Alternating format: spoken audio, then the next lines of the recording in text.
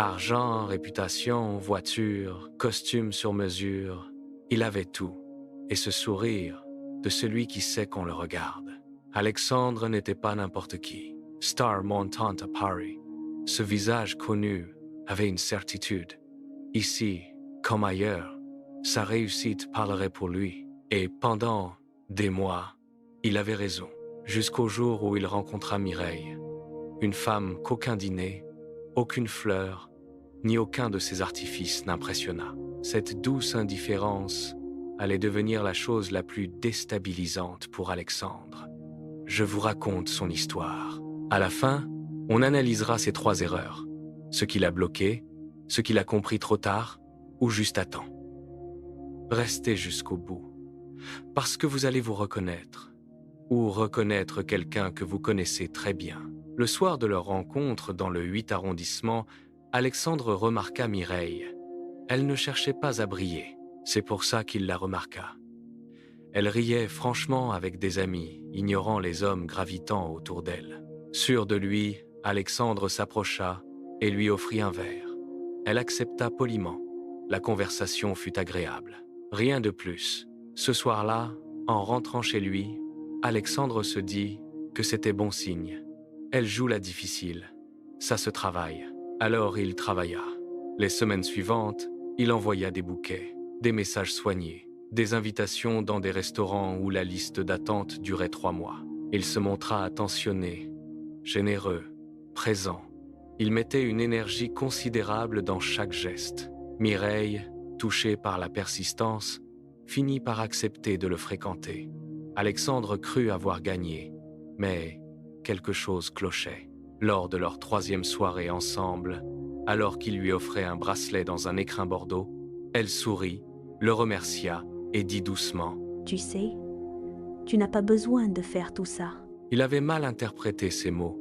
Il y avait entendu de la modestie. En réalité, c'était autre chose. C'était un diagnostic. Derrière chaque cadeau d'Alexandre se cachait une question muette. Est-ce que je vaux quelque chose? Derrière chaque attention, une attente non formulée. Dis-moi que je suis assez.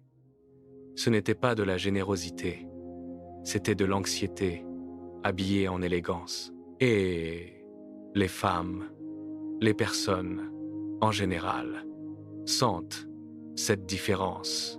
Pas toujours consciemment, mais elles la sentent dans le rythme des messages, dans la façon dont un homme réagit quand on ne répond pas tout de suite, dans cette légère tension qui transparaît quand il cherche dans vos yeux une confirmation qu'il n'arrive pas à se donner lui-même.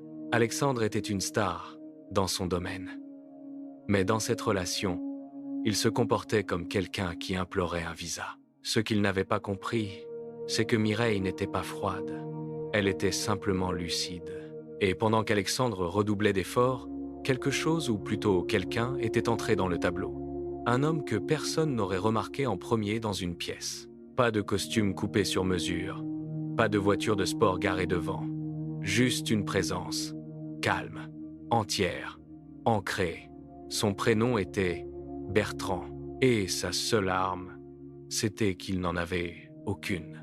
Bertrand avait croisé Mireille un mardi ordinaire.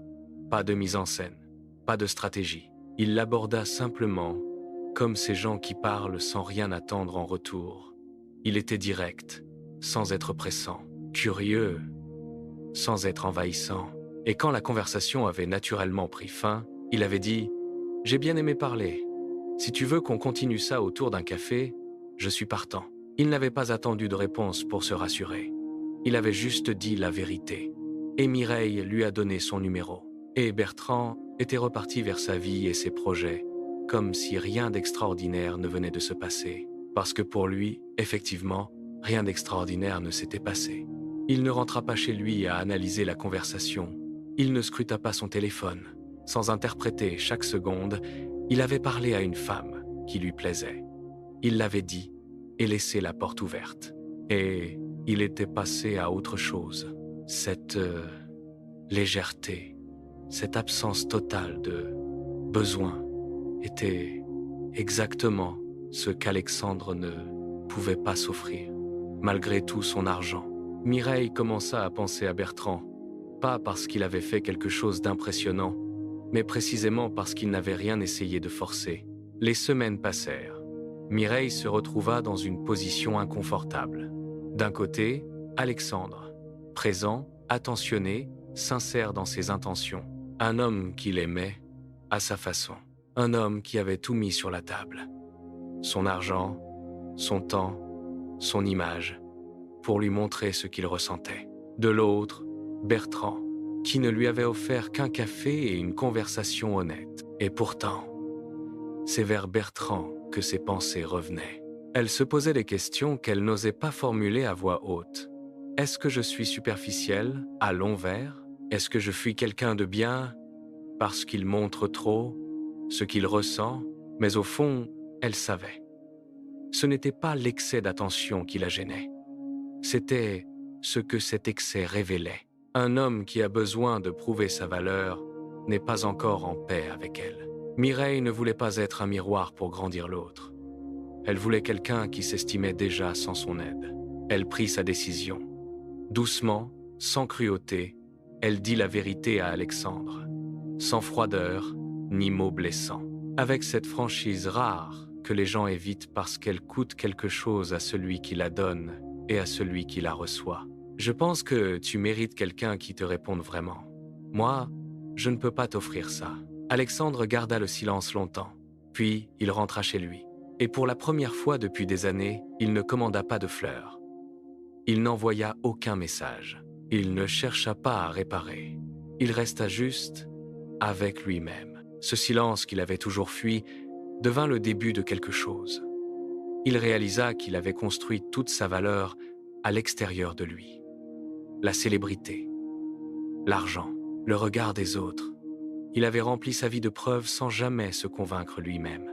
Et Bertrand, il continua sa vie, simplement, avec Mireille. Le temps que cela dura, sans drame, sans possession, sans performance. Deux hommes, deux façons d'exister face à une femme. Un seul avait compris quelque chose d'essentiel.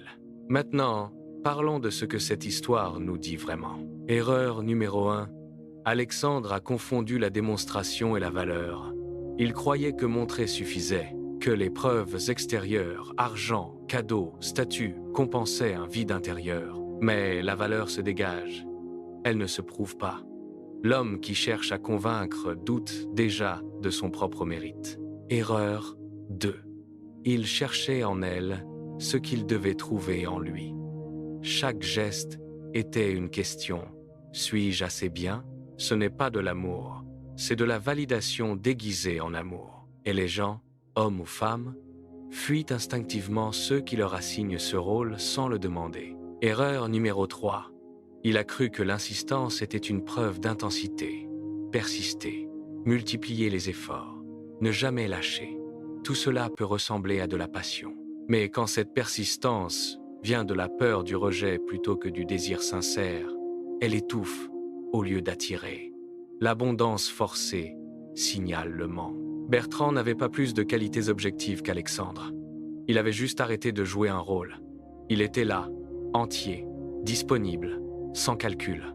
Et cette absence de besoin était, paradoxalement, ce qu'il y avait de plus attirant.